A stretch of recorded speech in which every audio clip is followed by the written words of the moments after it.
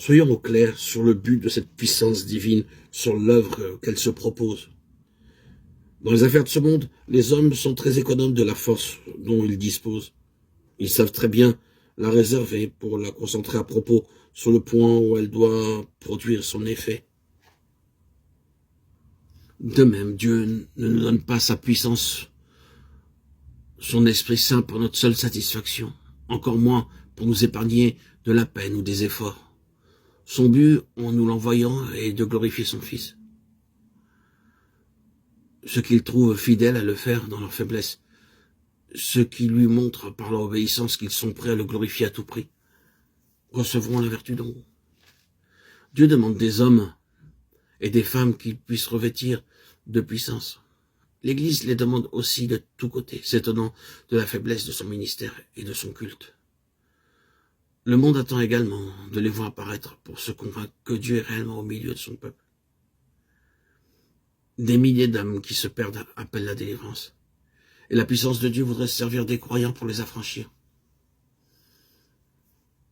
Ne nous contentons donc pas de prier Dieu, de les secourir et de les bénir. Ne nous bordons pas à faire de notre mieux pour leur venir en aide par nos propres efforts, mais que chacun de nous s'adonne sans réserve à vivre comme le témoin de Jésus. Prions Dieu de faire comprendre à ses enfants qu'ils doivent représenter Christ ici-bas précisément comme autrefois Christ représentait le Père. Vivons avec la ferme conviction que l'esprit de puissance est en nous et que si nous attendons à lui, le Père nous remplira de la puissance de son esprit. Oh notre Père, nous te remercions de tout ce que tu as préparé pour tes enfants. Nous te remercions de ce que c'est par leur faiblesse même qu'ils peuvent devenir forts, de ce que c'est précisément dans leur faiblesse que ta toute puissance te glorifie. Nous te remercions de ce que tu envoies le Saint-Esprit, l'Esprit de puissance pour apporter à l'Église la présence de Jésus, auquel toute puissance a été donnée, et pour faire de ses disciples les témoins de sa présence.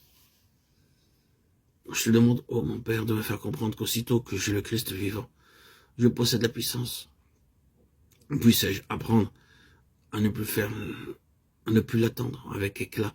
Puisse-je consentir à ce qu'elle soit toujours la force divine dans la faiblesse humaine, afin que la gloire t'en revienne à toi, seul.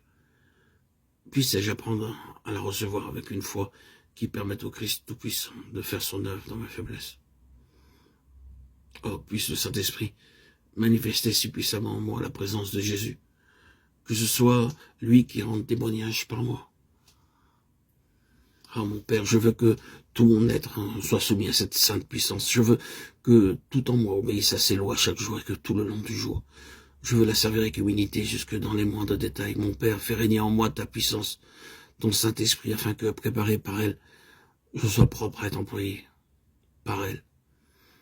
Oh, que le but de ma vie soit de rendre honneur et gloire à ton divin Fils. Amen.